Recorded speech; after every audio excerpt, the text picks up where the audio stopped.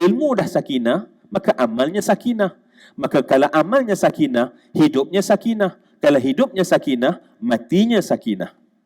Dan manusia mati ikut cara dia hidup, dan dia akan dibangkitkan di hari akhirat ikut bagaimana cara dia mati.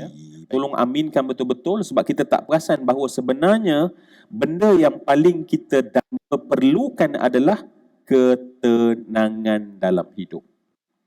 Sebab kalau kita tenang dalam hidup, kita akan tenang ketika kita mati.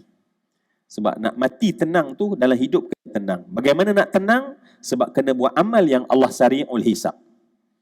Sebab tu jangan kita rasa bahawa ketenangan ni satu benda lain daripada amal yang kita buat. Sebab tu Nabi janjikan orang yang menuntut ilmu, pertama apa yang didapat? Wa majtama'a qaumun fi baitin min buyutillah yatluna kitaballah wa yatadarasunahu bainahum illa nazalat alaihimus sakinah.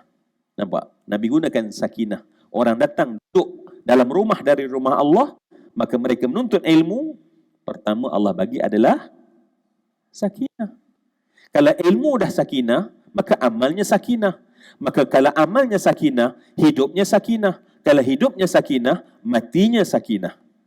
Dan manusia mati ikut cara dia hidup, dan dia akan dibangkitkan di hari akhirat ikut bagaimana cara dia mati. Doalah pada Allah, minta taufik kepada Allah agar Allah berikan kepada kita nasibun mimma kasabu. Dan kemudian Allah berikan ganjaran yang cepat kepada hati kita ini. Dalam bentuk hidayah, hidayah.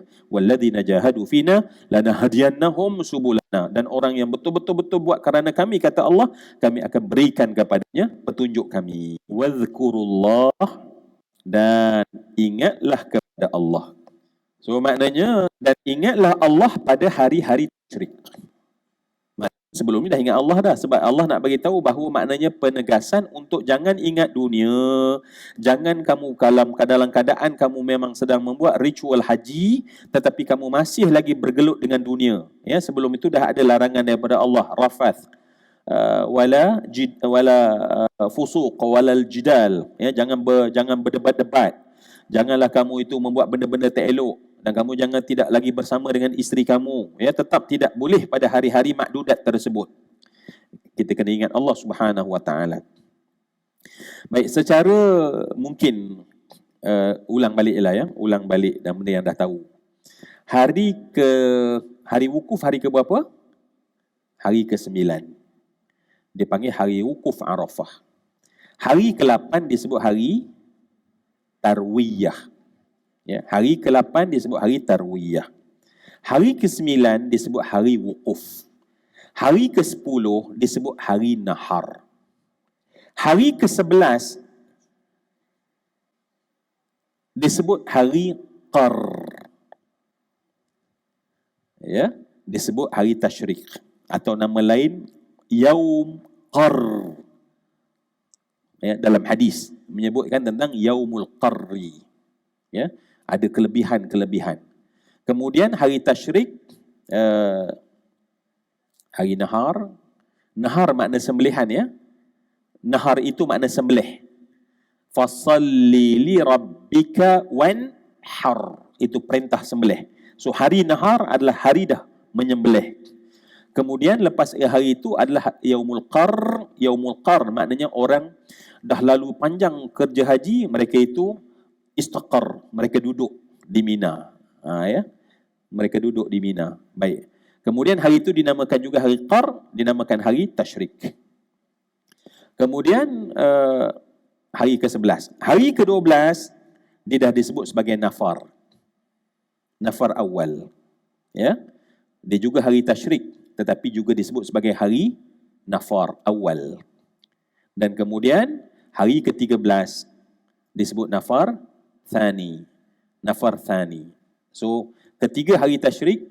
So, hari tasyrik itu dinamakan dengan nama hari Qar, dinamakan dengan hari tasyrik. Pada hari yang ke-12 dinamakan hari Nafar Awal. Pada 13 dinamakan Nafar Thani. Sebab ayat lepas tu akan cerita. Baik, kenapa dinamakan tasyrik dengan tasyrik? Kenapa tasyrik dinamakan tasyrik? Ya. Pendapat yang paling masyhur adalah merujuk kepada perbuatan orang Arab, ya, perbuatan orang Arab ketika berlaku pada hari ke-10 mereka lakukan sembelihan, maka 3 hari berikutnya mereka masih berada di Mina, mereka biasanya menjemur daging-daging tadi, mereka slice kan, mereka jemur. Sebab tasyrik merujuk kepada terbit matahari, panas terik matahari. Jadi kerana merujuk kepada perbuatan mereka yang sangat masyhur. Maknanya orang buat haji nampak para dengan daging-daging. Maka ketika mereka melakukan, sebab daging tersebut, sebab banyak, kalau mereka tak urus, maka membazir. Sebab mereka tak nak ibadah korban menjadi membazir. Itu sejak zaman dulu. Maka sebab itu, menjadi amalan kepada mereka, mereka itu akan menjemur daging-daging tersebut. Sebab dulu tak ada freezer kan. Tak ada freezer. So, kalau kita buat apa? Kalau kita orang lama kita, Allah, mulalah rasa teringin pula masak lemak cili api, daging salai, ya Allah. Bonda saja je ya. Sebut, jangan. Kalau sebut biar belanja kan. Benda boleh belanja kan. Jangan sebut. Kalau kita salai kan, orang tua kita dulu, dia letak atas para. So asap tu dia akan keringkan, dia jafah. Ya. Tetapi orang Arab sebab dia ada kelebihan cahaya sangat panas, maka mereka itu jemur. Perbuatan itu disebut sebagai at-tasyriq. Maka harinya dinamakan hari tasyrik, dikenali. Jadi sebab nak tahu hari apa? Sebab sebelum tu tak boleh nama hari tasyrik sebab tak ada lagi sembelihan. Hari ke-10 tak ada nama lagi sembelihan sebab tak ada benda yang jemur. Tetapi once dah berlaku sembelihan, maka daging-daging tersebut mereka mula menjemurnya dan mereka boleh bawa balik kemudiannya. Bawa balik, dah banyak kan daging, bawa balik daging korban tersebut. Lepas ni bolehlah hari tasyrik jemur daging depan rumah masing-masing. Tak tahulah kot busuk, takut tak boleh kan.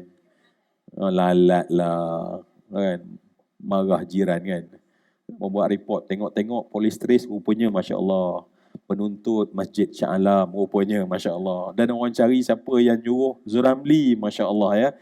Zuramli pula kena ada masalah.